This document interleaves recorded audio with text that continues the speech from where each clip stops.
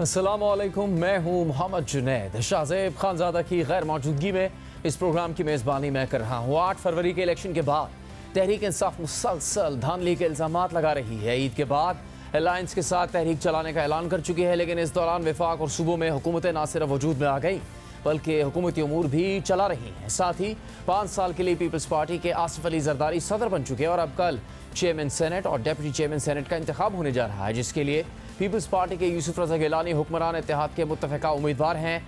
लेकिन आज तहरीक इंसाफ ने कल का इलेक्शन रुकवाने की कोशिशें करने के बाद इलेक्शन के बॉयकॉट का ऐलान कर दिया है। इस हवाले से तहरीक इंसाफ का मौक़िफ़ है कि इस वक्त चेयरमैन सेनेट और डिप्टी चेयरमैन सेनेट के इलेक्शन के लिए इलेक्टोरल कॉलेज पूरा नहीं है, क्योंकि 2 अप्रैल को बाकी असम्बली से सेनेट अरकान का इंतखाब हो गया था। लेकिन खैबर पख्तूनख्वा असम्बली में इलेक्शन कमीशन ने सेनेट इलेक्शन मुलतवी कर दिए थे, इसीलिए सेनेट के 11 अरकान का इंतखाब नहीं हो सका। तहरीक इंसाफ की कोर कमेटी के एलामे के मुताबिक कोर कमेटी ने चेयरमैन और डिप्टी चेयरमैन सेनेट के गैर आइनी इंतखाब का बॉयकॉट करने का फैसला किया है। खैबर पख्तूनख्वा के सेनेटर्स की ऐवान में मौजूदगी तक इलेक्शन मुलतवी किया जाए। सेनेट में वफाक की तमाम इकाइयों की नुमाइंदगी के बगैर चेयरमैन और चेयरमैन सेनेट का इंतखाब गैर आइनी और नाकाबिल कबूल होगा। सिर्फ यही नहीं, चेयरमैन और डिप्टी चेयरमैन सेनेट का इलेक्शन रुकवाने के लिए तहरीक इंसाफ आज सेनेट सेक्रेटेरिएट और अदालत भी गई थी, मगर कोई अबूरी रिलीफ नहीं मिला। तहरीक इंसाफ के 5 सेनेटर्स की जानिब से इस्लामाबाद हाई कोर्ट से रुजू किया गया था, लेकिन इब्तदाई समाअत के बाद चीफ जस्टिस आमिर फारूक ने इलेक्शन तो नहीं रुकवाया, अलबत्ता इलेक्शन कमीशन को नोटिस जारी करते हुए जवाब तलब कर लिया। यानी अब कल ही चेयरमैन सेनेट और डिप्टी चेयरमैन सेनेट का इंतखाब होगा। तहरीक इंसाफ के बॉयकॉट के बाद हुकूमती उम्मीदवार यूसुफ रज़ा गिलानी की कामयाबी की राह हमवार हो गई है, लेकिन अगर PTI बॉयकॉट ना भी करती तो मौजूदा सूरत हाल में भी यूसुफ रज़ा गिलानी को अक्सरियत हासिल थी। द न्यूज़ अखबार में आसिम यासीन की खबर के मुताबिक यूसुफ रज़ा गिलानी को जिन सेनेटर्स की हिमायत हासिल होगी उनमें पीपल्स पार्टी के 24 सेनेटर्स हैं, नून लीग के 19 सेनेटर्स हैं, बलूचिस्तान अवामी पार्टी के 4 सेनेटर्स हैं, अवामी नेशनल पार्टी के 3 सेनेटर्स हैं, एक नेशनल पार्टी का सेनेटर और 3 आज़ाद सेनेटर्स हैं। यानी यूसुफ रज़ा गिलानी को 54 सेनेटर्स की हिमायत हासिल होगी और अगर MQM के 3 और JUI के 5 सेनेटर्स भी यूसुफ रज़ा गिलानी की हिमायत करते हैं तो फिर उन्हें 62 वोट मिलेंगे। अब एक तरफ जहां हुकूमती इत्तेहाद के लिए पार्लिमानी सतह पर कोई बड़ा चैलेंज नज़र नहीं आ रहा, तो दूसरी तरफ तहरीक इंसाफ की इस्टेब्लिशमेंट के हवाले से कन्फ्यूजन बढ़ गई है। इमरान खान और बुशरा बीबी जेल के अंदर से सख्त बयान दे रहे हैं, बराह रास्त नाम लेकर तनकीद कर रहे हैं, लेकिन पार्टी की दूसरी क़यादत इस हवाले से मोहतात और मफाहमाना रवैया अपनाती नज़र आ रही है। हफ्ते को इमरान खान ने अडयाला जेल में सहाफ़ियों से गुफ्तगू के दौरान सख्त बयान दिए और गैर मामूली तौर पर इमरान खान की गुफ्तगू उनके सोशल मीडिया अकाउंट्स पर शेयर भी की गई। इमरान खान ने कहा कि हमारे कुछ लोग मुखालिफिन से राबिते में हैं जो पार्टी को तोड़ना चाहते हैं। वही लोग बुशरा बीबी पर भी अमरीकी एजेंट होने का इल्ज़ाम लगा रहे हैं। हुकूमत गिराने के बावजूद 2 मरतबा जनरल बाजवा से मिल सकता हूँ तो किसी से भी मिल सकता हूँ। साबिक चेयरमैन PTI का ये भी कहना है कि उन्होंने कभी फौज से लड़ाई नहीं की। जरदारी और शरीफ खानदान की करप्शन का जनरल फैज़ और जनरल बाजवा ने बताया था। मैं आज सियासत से पीछे हो जाऊँ तो सब ठीक हो जाएगा। इमरान खान ने मजीद कहा कि हमारा मैंडेट कम करके हमें कंट्रोल करने की कोशिश की जा रही है। तोशाखाना रेफरेंस बनाने पर चेयरमैन नैब और इनाम शाह के खिलाफ केस करूँगा। इनाम शाह और तोशाखाना के एक मुलाजिम को उनके खिलाफ वादा माफ गवाह बनाया गया, उन्हें तोड़ने के लिए बुशरा बीबी को सज़ा दिलवाई गई। इमरान खान ने कहा कि शहबाज शरीफ फीते काटते फिर रहे हैं, उनके पास कोई ताकत नहीं है। आज दोबारा इलेक्शन करवा लें, दोबारा सबको पता चल जाएगा। जहाँ इमरान खान ने सख्त बयान दिए हैं, बराह रास्त जिम्मेदारी आयद की है, तो वहीं तहरीक इंसाफ के तर्जुमान रऊफ हसन ने कहा कि हम इस्टेब्लिशमेंट से बात करने को तैयार हैं। पॉलिसी अब भी यही है कि अगर कोई हमसे बात करना चाहता है तो हम तैयार हैं और बात करनी पड़ेगी। सिर्फ यही नहीं, तहरीक इंसाफ की खैबर पख्तूनख्वा काबीना के अरकान वज़ीर आला अली अमीन गंडापुर की क़यादत में कोर कमांडर हाउस गए थे और इस दौरान तहरीक इंसाफ के कुछ रहनुमा इसी महीने यानी अप्रैल में ही इमरान खान की रिहाई के बयानात देते रहे हैं। साथ ही अब तहरीक इंसाफ से ताल्लुक़ रखने वाले लंबे अरसे से रूपोश रहनुमा मंजर-ए-आम पर आ रहे हैं और उन्हें दर्जनों केसेस में अदालतों से हिफाजती ज़मानत भी मिली है। इन रहनुमाओं में शिबली फराज, हम्माद अजहर, फैसल जावेद और दीगर शामिल हैं। इसके अलावा तहरीक इंसाफ में इख्तलाफात की खबरें भी सामने आ रही हैं और इन हालात में तहरीक इंसाफ पार्लियामेंट में तो बज़ाहिर हुकूमत को टफ टाइम नहीं दे सकेगी, मगर ईद के बाद सड़कों पर आने का ऐलान कर चुकी है और दीगर जमातों के साथ मिलकर अलायंस बना चुकी है। तो क्या तहरीक इंसाफ सड़कों पर आकर हुकूमत को दबाव में लाकर इसे घर भेजने में कामयाब हो सकेगी? हम इसी हवाले से बात करेंगे मुशीर इत्तलात खैबर पख्तूनख्वा बैरिस्टर मोहम्मद अली सैफ से। मोहम्मद अली सैफ साहब, क्या ये पॉलिसी है कि एक तरफ तो आला क़यादत आवाम में ये बयानियाँ रखे कि एंटी इस्टेब्लिशमेंट है तहरीक इंसाफ, लेकिन जब हुकूमत मिल गई दावत मिली तो फिर कोर कमांडर हाउस पूरी काबीना के साथ वज़ीर आला मिलने भी चले जाते हैं, जिसकी सबसे पहले खबर खैबर पख्तूनख्वा के एक सहाफ़ी ने दी। अब बाकी रहनुमा तो सही से तस्लीम भी नहीं कर रहे थे, आपने इसको बाकायदा इसकी तस्दीक की कि कोर कमांडर हाउस गए थे, मुलाकात हुई और इसकी कुछ तफसील भी आपने सामने रखी। तो असल मकसद क्या है तहरीक इंसाफ का, बयानिया क्या होगा और हासिल क्या करना चाहती है? देखिए, मेरे ख्याल में ये जो वाकया जिसकी तरफ आपने इशारा किया है कोर कमांडर के पास अफ्तारी करने का, इसको एक तो गलत अंदाज में पेश किया गया। जो भी सहाफ़ी है, सहाफ़ियों में भी बात जेन्युइन है और बाज़ नाम नेहाद हैं, उसने जो भी बयान दिया है, मैं ये समझता हूँ कि उसने गलत फैक्ट्स जो हैं वो कोट किए हैं। हम कोर कमांडर हाउस नहीं गए थे। कोर कमांडर हाउस उस जगह को कहते हैं जहाँ कोर कमांडर की रिहाइश होती है। हमें कोर कमांडर हेडक्वार्टर जो है, जहाँ जो 11 कोर का हेडक्वार्टर है, उसमें दावत दी गई थी अफ्तार की भी, और सिक्योरिटी सूरत हाल खैबर पुख्तनख्वा में और खैबर पुख्तनख्वा के इर्द गिर्द जो अफगानिस्तान का इलाका है, बलूचिस्तान में, और ये जो मुख्तलिफ वाकयात पिछले कोई 1.5-2 साल में हुए हैं जब केयर टेकर हुकूमत थी खैबर पुख्तनख्वा में, तो उस दौरान और जो फिर फौज ने सिक्योरिटी के हवाले से जो इक़दाम किए उस पर वो हमें ब्रीफिंग देने के लिए बुला रहे थे। फिर हम गए वहां पे, हमने उनकी दावत कबूल की। वैसे भी हमारी इस्लामी रिवायात में है कि अफ्तार की दावत या किसी भी मजहबी हवाले से जो दावत होती है उसको जरूर कबूल किया जाता है। हम गए और हमारी कोई फौज के साथ कोई दुश्मनी भी नहीं है। और दूसरी बात यह जुनैद कि हम कोई इंडियन आर्मी के हेडक्वार्टर में नहीं गए थे, हम पाकिस्तान आर्मी के हेडक्वार्टर में गए थे और उनके साथ हमारे मुल्क की फौज है, यकीनन उनके साथ हमारे एक अच्छा ताल्लुक है, एक वर्किंग रिलेशनशिप है। वर्किंग रिलेशनशिप अगर हम खैबर पुख्तनख्वा में हुकूमत करते हैं, जिसका मैंडेट हमें खैबर पुख्तनख्वा के अवाम ने 8 फरवरी को दिया है, तो हमारी ये जिम्मेदारी है कि हम तमाम उन इदारों के साथ एक अच्छा फाल ताल्लुक रखें जो खैबर पुख्तनख्वा में मुख्तलिफ उमूर की इंजाम दही के जिम्मेदार हैं। सिक्योरिटी चूंकि फौज का काम है और केपी बहुत ही ज्यादा अरसे से गुज़श्ता कई सालों से दहशतगर्दी की इस लपेट में है, तो हम यकीनन फौज के साथ इस मामले में बातचीत करने गए। उन्होंने हमें ब्रीफिंग दी। हमारी हुकूमत को चूंकि आए हुए चंद दिन हुए थे, तो हमें बताया गया कि फौज ने अब तक सिक्योरिटी सूरत हाल के लिए क्या किया है, आइंदा क्या इकदाम करने हैं, और कौन कौन से दहशतगर्द ग्रुप हैं या तंजीमें हैं जिनसे खैबर पुख्तनख्वा में दहशतगर्दी का खतरा या खतरे का कोई कार्रवाई करने का एहतमाल है, और उसके लिए फौज क्या कर रही है। और दूसरा ये है कि हमारी हुकूमत यानी सूबाई हुकूमत और पाक फौज जो सिक्योरिटी के फराइज सर अंजाम दे रही, उनमें क्या कोऑर्डिनेशन कैसे होनी चाहिए। और मेरे ख्याल में ये वो तमाम चीजें थी जिन पर बहुत अहम था कि हम इनको हमें फौज का नुक्ता नजर मालूम होता और हमारा नुक्ता नजर फौज के सामने आता। तो हमारे साथ आईजी पुलिस भी थे, हमारे साथ चीफ सेक्रेटरी साहब भी थे और सीनियर सेक्रेटरीज भी थे, काबीना के अरकान भी थे। वहां कोर कमांडर साहब ने ब्रीफिंग दी, उनके रुफकाए कार, उनके जो सबऑर्डिनेट ऑफिसर्स हैं, उन्होंने सिक्योरिटी सूरत हाल पे ब्रीफिंग दी, फिर साहब ने अपनी बात की। तो ये कोई ऐसा नहीं था कि कोई जिस तरह वो ट्वीट में आया कि हमने कोई इजलास वहां पे कोर कमांडर हाउस में किया और उनके घर हम गए, ऐसी कोई बात नहीं थी। सारी इतलात गलत थी और जो सूरत हाल है वो मैंने आपके सामने रखी। अब सिर्फ पॉइंट ये है जी साहब, लेकिन जी सवाल कुछ अब आपने चूंकि काफी तफसील सामने रखी है, तो सवाल ये बनते हैं कि बानी चेयरमैन पीटीआई के इल्म में था कि अब आपके वजीर आला और काबीना जा रही है वहां पर कोर हेडक्वार्टर मुलाकात करने के लिए? पहली बात तो ये है कि आपको भी पता है और पाकिस्तान के बच्चे बच्चे को भी पता है कि बानी पीटीआई कहां पे है इस वक्त, लेकिन उसके बावजूद एक तारीख पहले जब हमारी ये मुलाकात हो रही थी, तो उससे पहले बिल्कुल जो हमारे लोग, खासतौर पे हमारी काबीना के 2 अफराद वहां थे, उन्होंने वहां उनको बता दिया था कि हमें इस तरह दावत मिली है और ब्रीफिंग है और हम जा रहे हैं। बिल्कुल उनको पता है और उसके बाद भी उनको बताया गया, ब्रीफ किया गया कि उस मुलाकात में क्या हुआ और किन उमूर पर बात हुई। कोई भी काम बानी पीटीआई की मर्जी के बगैर नहीं होता।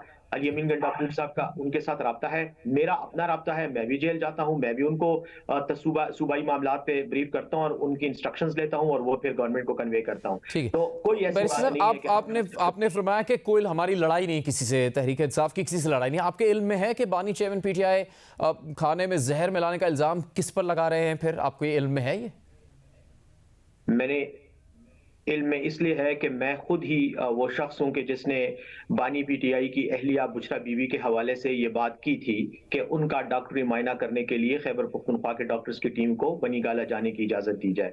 लेकिन इसका ये मतलब नहीं है कि वो लड़ाई हमारी फौज के साथ है या फौज के साथ बतौर इदारा है। फौज के चंद अफसरान के साथ इख्तिलाफ हो सकता है, बानी पीटीआई का इख्तिलाफ हो सकता है, उन अफसरान का हमारे साथ हो सकता है, हमारे रहनुमाओं के साथ हो सकता है। इसका ये मतलब नहीं है कि इदारे के साथ ताल्लुक खराब है।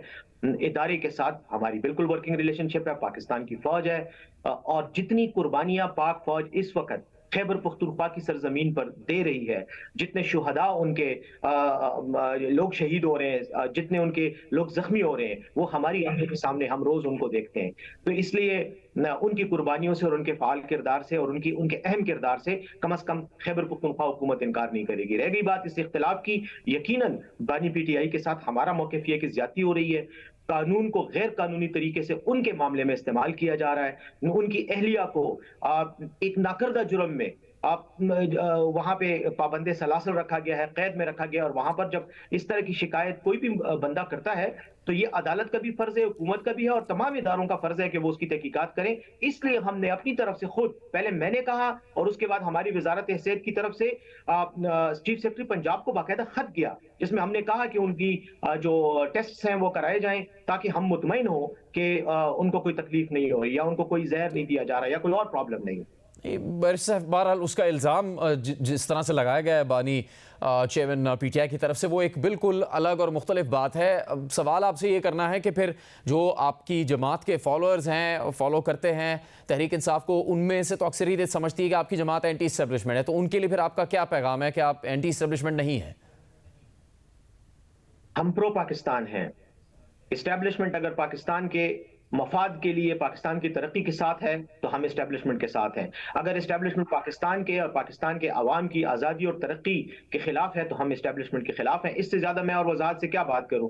मैं ये समझता हूं कि मैंने जैसे कहा, देखें इदारों में आपके अफराद के साथ इख्तिलाफात हो सकते हैं। हमारे साबिक वजीर आजम मियां नवाज शरीफ साहब और उनकी मोहतरमा बेटी जो है मरियम नवाज साहब, उन्हें तो जलसों में जर्नलों के नाम लेकर इख्तिलाफ, हमने तो जलसों में जो क्या कहते हैं इल्जामात हैं वो हमने कम से कम सबूत के साथ लगाए हैं। हम यही कह रहे हैं कि भाई हमारी अहलिया जो है उनकी, इमरान खान साहब की वो कैद हैं आपकी, आप उनके टेस्ट करवाएं, उनका जो है सारी नतीजा सामने आ जाएगा। अगर जहर नहीं है तो हम मुतमईन, अगर जहर दिया जा रहा है तो फिर जो जिम्मेदार है उसको सजा दी जाए।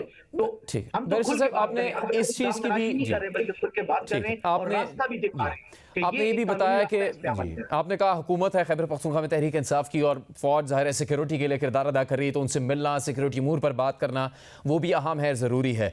तो खैबर पख्तूनख्वा की हुकूमत के लिए क्या इसी तरह ये भी ज़रूरी नहीं है कि वफाक में जो हुकूमत है उसके साथ मिलकर चले सूबे के मामला तय करने के लिए? आपकी जमात के अंदर जिस तरह का रवैया है कि असद कैसर साहब कहते हैं कि वफाक से ताल्लुक मुकम्मल तौर पर ख़त्म कर दे खैबर पख्तूनख्वा हुकूमत, फिर मोहम्मद अली साहब की जानब से, अली मोहम्मद खान साहब की जानब से कहा गया कि ऐसा करने से खैबर पख्तूनख्वा के अवाम मुतासिर होंगे। तो इससे मुताल्लिक भी कोई पॉलिसी तय की गई है कि महाज आराई से ही चलना है खैबर पख्तूनख्वा की हुकूमत ने वफाक के साथ, या फिर जो अहम मामलात होंगे सूबे के और वफाक के दरमियान उन पर मिल बैठने के लिए तैयार होंगे और किसी किस्म की रुकावट उसमें नहीं डालेंगे? कोई रुकावट नहीं है, कोई हमारा कोई जिद का या दुश्मनी का मामला नहीं है। इख्तिलाफ जरूर है। जहां तक खैबर पख्तूनख्वा की हुकूमत का ताल्लुक है, देखें 8 फरवरी को खैबर पख्तूनख्वा के अवाम ने हमें वोट दिया है, पीटीआई को दिया है, हमारे लोगों को वोट देकर हुकूमत बनाई है। हमारे पास ये हुकूमत जो है ये लोगों की अमानत है और हमने उस हुकूमत को इस अंदाज में चलाना है कि लोगों के मसाइल हल हों, उनके हुकूक का तहफ़्फ़ुज़ हो। उसके लिए अगर हमें वफाकी हुकूमत के साथ मामलात करने पड़े, बैठना पड़े, तो हम उसके लिए तैयार हैं। और इसका सबूत मैं अब आपको देता हूं। हमारी हुकूमत आते साथ ही कुछ दिनों के बाद वजीर आला अली अमीन गंडापुर साहब इस्लामाबाद गए, वजीर आजम से मुलाकात की, बावजूद इसके कि हम रिकॉर्ड पे ये कहते हैं और आज मैं भी कहता हूं कि वजीर आजम को हम सही वजीर आजम नहीं मानते, हम इनको फॉर्म 47 का वजीर आजम मानते हैं। उसके बावजूद हम गए और उनसे मुलाकात भी की, सूबे के मसाइल पे भी बात की। उसके बाद एक प्रेस कॉन्फ्रेंस में एहसन इकबाल साहब के साथ दोबारा इस बात का इरादा किया गया और एहसन इकबाल साहब ने कहा कि हम सूबे के मामला हल करेंगे, आपको फंड्स और आपके बकायाजात 115 अरब रुपए हमारे बकायाजात हैं, वो हमें उनमें से हमें कुछ भी मिले तो हमारा काम चल पड़ेगा। और ये उन्होंने वादा किया लेकिन अब तक वादे को पूरा नहीं किया। फिर SIFC का इजलास आया इस्लामाबाद में, वजीर आला खैबर पख्तूनख्वा फिर वहां गए, वहां फिर उन्होंने उस इजलास में शिरकत की, ताउन का यकीन दिलवाया। हर मामले पर हमने वो वफाक के साथ ना सिर्फ ताउन किया है बल्कि आइंदा भी करेंगे। लेकिन अब छोटा सा मसला देख लें, हमारे ठीक पैसे है कितने सर साहब, आपके जायज़ मुतालबात हैं जिसकी जी जो जायज़ मुतालबात हैं, सूबे के वाजिबात हैं, उसकी आप बात करें। वो चाहते हैं आपके वफाकी हुकूमत हल भी करे मसला, लेकिन उसी वफाकी हुकूमत को आपकी जमात इत्तेहादी जमातों के साथ मिलकर गिराना भी चाहती है। जो ग्रैंड अलायंस और एहतजाज का फैसला कर रहे हैं, उसका मकसद क्या होगा? माजी में इमरान खान साहब ने बहुत बड़ा धरना दिया, उस वक्त तो सब इदारे भी उनके साथ थे, फिर भी हुकूमत तो वो नहीं गिरा सके थे। आपकी हुकूमत के खिलाफ भी जो धरना दिया गया था, उससे भी हुकूमत नहीं गिरती। वाहिद जो कानूनी और आईनी रास्ता है वो तो तहरीक अदम एतमाद के जरिए से वज़ीर आज़म को हटाया जाए या उनकी जो हुकूमत है उसमें तब्दीली की जाए। क्या मकसद है फिर तहरीक इंसाफ का सड़कों पर आकर एहतजाज करने का? हुकूमतें तो नहीं गिरती इससे। देखें, एहतजाज चाहे सड़कों पे हो, चाहे पार्कों में हो, चाहे पार्लियामेंट के फ्लोर पे हो, वो एहतजाज जमहूरियत का एक हिस्सा है। हम उसी अपने उसी हक को इस्तेमाल करते हुए एहतजाज करने का हमने ऐलान किया है। और हमारा बुनियादी मकसद फॉर्म 47 के जरिए कायमशुदा हुकूमत है। हम ये चाहते हैं कि इलेक्शन कमीशन ने जिस किस्म की बेज़ाब्तगी की है और जिस तरह के नताइज मुरतब हुए हैं, उन पर ना सिर्फ पाकिस्तान तहरीक इंसाफ को बल्कि पाकिस्तान की दीगर सियासी जमातों को भी वो है तहफ़्फ़ुज़ात हैं। बल्कि मुस्लिम लीग नून जो कि एक बरसर इक़्तिदार जमात है, जिनको सबसे ज्यादा फायदा हुआ है, उनके अपने लीडरान राना सनाउल्लाह को देख लें, जावेद लतीफ साहब को देख लें, वो इनके खिलाफ बोल रहे हैं कि ये सब कुछ हमें प्लेट में रख के दिया गया और तहरीक इंसाफ के साथ ज्यादती तो बैरिस्टर साहब फिर इस पॉलिसी के तहत जी बैरिस्टर साहब इस पॉलिसी के तहत और एहतजाज के अलावा हमारे पास क्या ऑप्शन है? तो फिर इस पॉलिसी के तहत 21 अप्रैल के इंतखाबात में आपकी जमात शिरकत करेगी ज़िमनी इंतखाब में, या उसका बॉयकॉट करेगी? जो केपी में जो ज़िमनी इंतखाबात हो रहे हैं उनका तो उनमें हम हिस्सा ले रहे हैं जी। जो मुल्क गिर जो नशिस्तें खाली हुई हैं 8 फरवरी के इंतखाबात के बाद 21 अप्रैल को 21 नशिस्तों पर इंतखाब होना है, उसका मजमूई तौर पर क्या आप बॉयकॉट करेंगे, उसमें शिरकत करेंगे? नहीं, देखें, उन नशिस्तों पे तो हमारा अभी तक तो मौक़िफ़ यही है मेरी मालूमात के मुताबिक, हम हिस्सा ले रहे हैं और केपी में भी ले रहे हैं, बाकी जगहों में भी ले रहे हैं। बहुत शुक्रिया बैरिस्टर मोहम्मद अली सैफ। प्रोग्राम जारी रहेगा एक ब्रेक के बाद।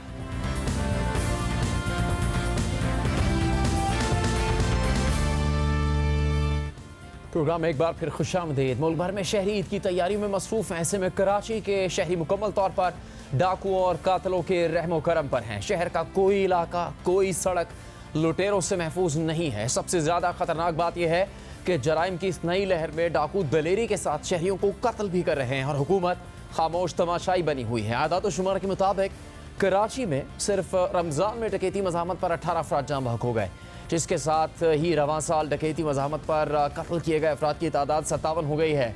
शहर में एक माह के दौरान स्ट्रीट क्राइम की 6780 वारदातें हुई। एक माह में 20 गाड़ियाँ छीनी गईं और 130 से ज़्यादा चोरी की गई। 830 मोटरसाइकिलें छीनी गईं और 4200 चोरी की गई। इसके अलावा एक माह में मोबाइल छीनने की 1600 के करीब वारदातें हुई हैं। सिर्फ आज ही के दिन डकैती मज़ाहमत पर कराची में 2 अफराद को कत्ल कर दिया गया और डाकू उनसे 1 करोड़ 26 लाख रुपए छीन कर फरार हो गए। इस सूरत हाल में MQM ने कराची को 3 माह के लिए फौज के हवाले करने का मुतालबा कर दिया है। MQM के रहनुमा मुस्तफ़ा कमाल ने एक बयान में कहा कि वज़ीर दाखिला सिंध बताएं कि किसने पुलिस के हाथ बांध रखे हैं। सिंध हुकूमत शहरियों को तहफ़्फ़ुज़ फराहम करने में संजीदा नहीं है। मुतालबा करते हैं कि शहर को 3 माह के लिए फ़ौज के हवाले किया जाए। MQM कराची में फ़ौज बुलाने का मुतालबा कर रही है, जबकि नौमुंतखब अमीर जमात इस्लामी हाफिज़ नईमुर रहमान ये ऐलान कर चुके हैं कि अगर स्ट्रीट क्राइम पर काबू नहीं पाया गया तो ईद के बाद वज़ीर आला हाउस पर धरना देंगे। जबकि human rights commission of Pakistan ने कराची में अमन अमान की सूरत हाल पर गहरी तशवीश का इजहार करते हुए एक बयान में कहा है कि कराची में अमन अमान की सूरत हाल ख़तरनाक हद तक बिगड़ चुकी है। साल 2023 में पुलिस ने स्ट्रीट क्राइम के हज़ारों मुकदमा दर्ज किए और 2023 में स्ट्रीट क्राइम के दौरान 100 से ज़्यादा अफराद की जान गई।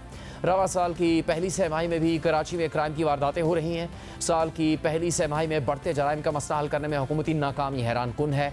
माशी मायूसी, बेरोज़गारी जैसे बुनियादी अवामिल को भी फौरी हल करने की ज़रूरत है। कराची के शहरियों के लिए ज़िंदगी तहफ़्फ़ुज़ के हकूक़ यकीनी बनाने के लिए अमन अमान फौरी बहाल किया जाए। ऐसे में कराची पुलिस चीफ का बयान सामने आया है कि कराची में दीगर शहरों की निस्बत कम मुकदमा दर्ज होते हैं, जबकि वज़ीर आला सिंध ने जराइम से निपटने में पुलिस को शाबाश दी है। तर्जुमान वज़ीर आला सिंध के मुताबिक आज वज़ीर आला सिंध मुराद अली शाह की ज़ेर सदारत कराची में अमन अमान की सूरत हाल पर इजलास हुआ, जिसमें एडिशनल IG कराची इमरान याकूब समेत दीगर अफसरान शरीक हुए। इजलास में एडिशनल IG कराची ने कहा कि कराची में रोज़ाना 166 मुकदमात होते हैं, जो दीगर बड़े शहरों से कम हैं। जबकि वज़ीर आला सिंध ने बल्दिया में छापा मारकर 2 अफराद की बाजियाबी पर पुलिस को शाबाश दी और कहा कि पुलिस इस तरह के बेहतरीन काम करेगी तो क्राइम ख़त्म होगा। पुलिस की मेरी तरफ से हिम्मत अफजाई करें। कराची पुलिस अच्छी फोर्स है, उम्मीद है कराची पुलिस बेहतरीन काम करके जराइम का खात्मा कर देगी। इसके अलावा 2 दिन पहले कराची समेत सूबे के मुख्तलिफ इलाकों में बेअमनी की सूरत हाल पर chief justice Sindh high court justice Aqeel Ahmed Abbasi की सरबराही में सूबाई इंसाफ कमेटी का इजलास हुआ। इजलास में वफाकी सेक्रेटरी कानून, सूबाई सेक्रेटरी दाखिला, IG सिंध और DG रेंजर्स सिंध और दीगर आला अफसरान शरीक हुए। इजलास में चीफ जस्टिस ने हुकाम को हुक्म दिया कि कोई कितना भी ताकतवर हो उससे रियायत ना बरती जाए। अमन अमान को ख़राब करने वाले जितने भी ताकतवर हों उन्हें मंतकी अंजाम तक पहुँचाया जाए। 15 दिन में अमन अमान यकीनी बनाया जाए। वज़ीर दाखिला सिंध ज़ियाउल हसन लंजार ने कहा है कि पुलिस ने अपने तौर पर हिकमत अमली बनाई है, कभी उम्मीद है कि हम इस पर काबू पा लेंगे। पिछले 5-6 दिनों में काफी जो क्रिमिनल्स हैं उनको पुलिस ने मारा भी है, काफी अरेस्ट भी हुए हैं और पुलिस आपको नजर भी आ रही होगी रोडों पर। काफी केसेस ऐसे हैं जिस पर पुलिस वर्क कर रही है हमारे ऑफिसर, उसमें हमें कामयाबी भी हुई है। पुलिस ने अपनी तौर पर स्ट्रेटेजीज भी की हुई है और वो वर्किंग भी हो रही है। सभी उम्मीद है अपने पुलिस ऑफिसर्स पर और रेंजर्स पर और हमारी जो भी यहाँ पर वर्किंग कर रही हैं मुख्तलिफ एजेंसीज, उन पर भी मुझे उम्मीद है कि इंशाल्लाह हम इस पर काबू पा लेंगे। MQM पाकिस्तान ने सिंध हुकूमत की कारकर्दगी पर सख्त तनकीद किया और कहा कि कराची में चोर और पुलिस दोनों गैर मकामी हैं। स्ट्रीट क्राइम को मामूली कहने वालों को शर्म आनी चाहिए।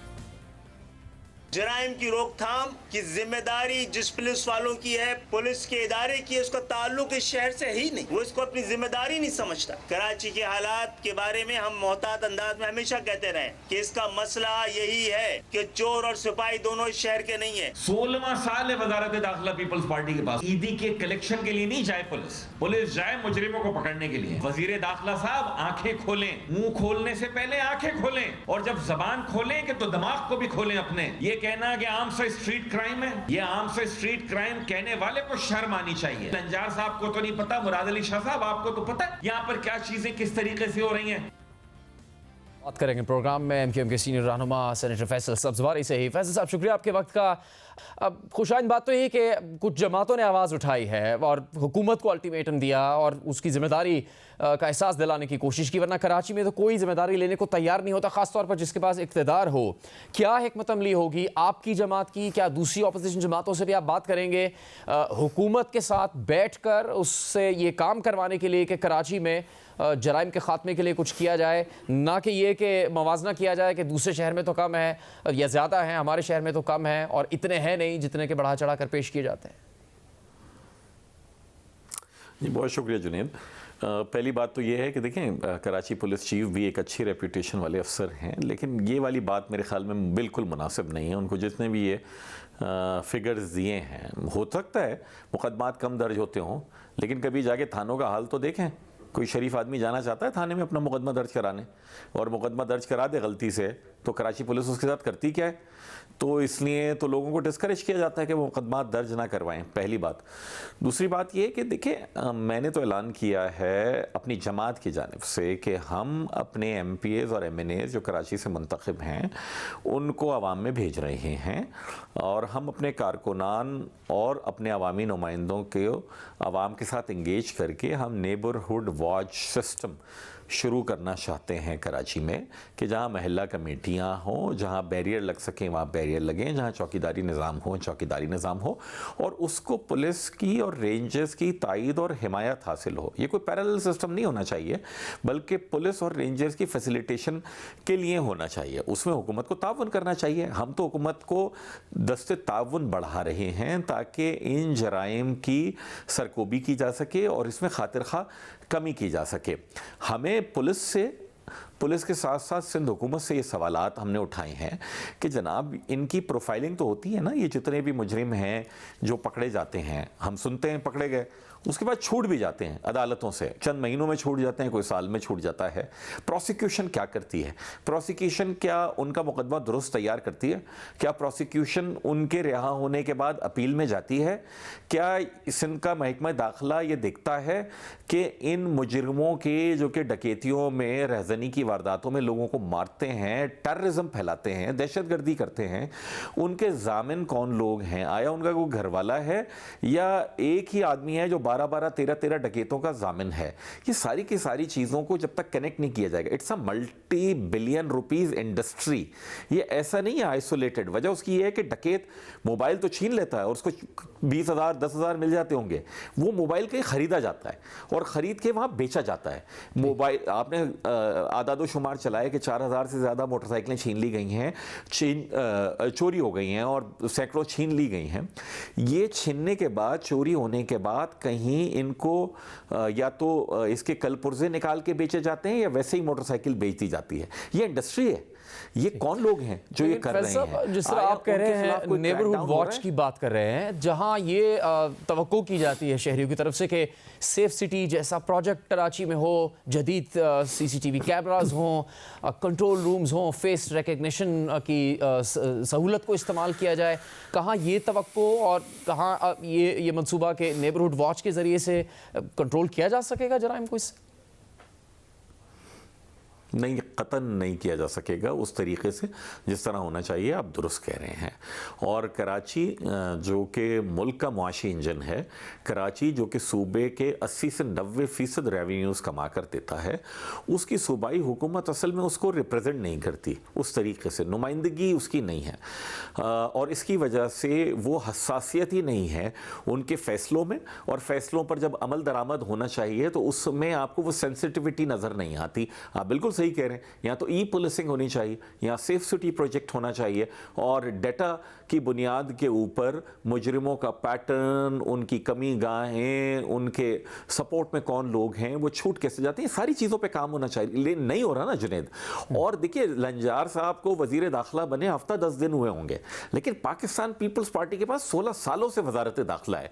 ठीक है, निगरान हुकूमत 4-6 महीने रही होगी, लेकिन भाई 16 साल से आपकी हुकूमत है, आपका वजीर दाखिला है, आपकी मर्जी के अफसरान लगते हैं, आपकी मर्जी के अफसरान प्रोमोट होते हैं, पोस्टिंग होती है, फिर भी ये सब कुछ हो रहा है। इसीलिए हमने मुतालबा किया है, और सिर्फ मुतालबा नहीं किया, हम इस पर इंप्लीमेंट करने जा रहे हैं। मैं ये जो कराची बदमनी केस है उस पर इंप्लीमेंटेशन का क्या हुआ, chief justice Sindh high court हैं, उन्होंने मीटिंग बुलाई थी, तो उसके बाद क्या हुआ, रेंजर्स के पास जो इख्तियारात दिए गए हैं, डीजी रेंजर्स से भी हम ये दरख्वास्त करते हैं कि जो इख्तियारात हैं, अगर अमन आमा और दहशतगर्दी की सरकोबी के लिए, ये दहशतगर्दी हो रही है कराची में खुली, लोगों को मारा जा रहा है। मैं क्या करूं अगर हम आपके साथ ना निकलो, थाने के बाहर खड़ा हूं? जी आपकी जमात के स्टेक की बात कर लें तो फिर विफाक से जो ताल्लुक है उस हैसियत में क्या कर सकती है? क्योंकि आपकी विफाकी हुकूमत से बात हुई है, वज़ीर आज़म से, चूँकि आपने कहा भी था कि अगर इस तरह की सूरत हाल रही तो हम हुकूमत छोड़ भी सकते हैं, फिर तो विफाक क्या किरदार अदा कर सकता है आपके मुतालबे पे? चूँकि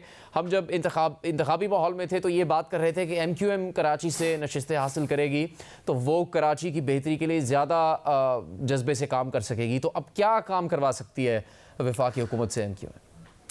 देखिए, मेरी बिलावल भुट्टो साहब से भी दरख्वास्त की है मैंने कि वज़ीर दाखिला और वज़ीर आला को कहें कि इस पे फ़ालियत के साथ मैं ही पीपल्स पार्टी पे ये इल्ज़ाम तो नहीं लगा रहा कि वो ये करवा रही है, लेकिन इसको ये जराइम होने से रोकना उन्हीं की जिम्मेदारी है ना।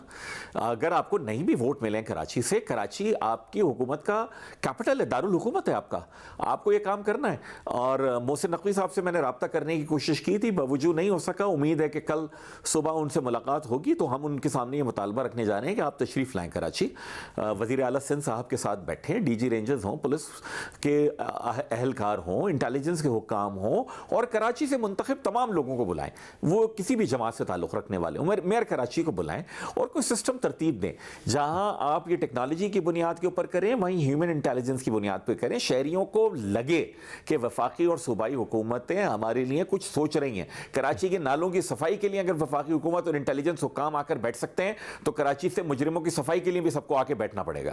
जी नहीं, वो IG के लिए तो पूरा लड़ी है सूबाई हुकूमत, और वज़ीर आला भी विफाक से इस मामले पे इतना जज्बा उनका अभी तक नज़र नहीं आया। फैसल साहब, आपकी जमात के लोगों ने भी कहा, मुस्तफ़ा कमाल साहब ने कहा कि 3 महीने के लिए फ़ौज के हवाले कर दे। पीपल्स पार्टी के रहनुमा हैं मखदूम जमील-उज़्ज़मा, उन्होंने भी कहा कि वो army chief general Asim Munir से दरख्वास्त करते हैं कि वो कराची में जराइम बहुत बढ़ चुके हैं तो फ़ौज आके इस मसले का हल निकाले। यही हल होना चाहिए क्या? इस तरह से मुमकिन होगा? देखिए हल तो पुलिस ही है ना, लेकिन पुलिस नहीं कर पा रही थी तो फिर रेंजर्स आई और कई दहाइयों से रेंजर्स है और स्पेसिफिक टारगेट्स के लिए हमने तो देखा है कि कराची में फौज ने ऑपरेशन किए हैं। इतनी किलिंग्स हो जाएं तो सब मीडिया से लेकर सियासी जमातें सब जगह ये एक शोर मचता था, हाहाकार होती थी कि कराची में एक दहशतगर्दी हो रही है। आज भी कराची दहशतगर्दी का शिकार है, इसलिए जिसका और जिन इदारों का वो काम है अगर वो नहीं कर पा रहे हैं तो फौज से मदद लेने में कोई मज़ाक़ा तो नहीं है। मुझे कराची के शहरी के तौर के ऊपर मेरे बच्चे जब जाते हैं कराची घर से बाहर तो मुझे ये सुकून चाहिए कि मेरे बच्चे सही सलामत आ जाएंगे। कराची के शहरी इस सुकून से बिल्कुल हमारे पास ये सुकून नहीं है। रियासत की जिम्मेदारी है उनको ये सुकून देना। बतौर सियासी कारकुन मेरी जिम्मेदारी है रियासत तक की आवाज़ पहुंचाना, उठाना, और हम उठाते रहेंगे। और हमारे मुतालबात कोई इसको कहीं कहे जमहूरी या गैर जमहूरी, जिसके बेटे की लाश चली गई है उससे पूछें कि उसको जमहूरियत चाहिए या अपना जवान बेटा चाहिए। फैज़ साहब, कल जो सेनेट के चेयरमैन का इंतखाब है उसमें वोट देंगे यूसुफ रज़ा गिलानी को आप? जी, अभी तक तो नुमाइंदगी यूसुफ रज़ा गिलानी साहब की आई है। किसी और दीगर नुमाइंदे ने हमारे सामने अपनी ना सिर्फ ये कि उम्मीदवार होने का ऐलान भी नहीं किया अभी तक और ना हमसे मदद और मुआवनत मांगी है। डिप्टी चेयरमैन की भी आपके इल्म में है अभी तक कोई उम्मीदवार सामने नहीं आए हैं। तो जैसे ही सामने आएंगे तो फिर हम स्ट्रेटेजाइज करेंगे। सुबह तो पहले ओथ है, तो उसके बाद फिर देखते हैं दोपहर में हमारी पार्लियामेंट्री पार्टी की मीटिंग होगी। फैसल सब्ज़वारी साहब, बहुत शुक्रिया प्रोग्राम में बात करने के लिए। प्रोग्राम जारी रहेगा एक ब्रेक के बाद।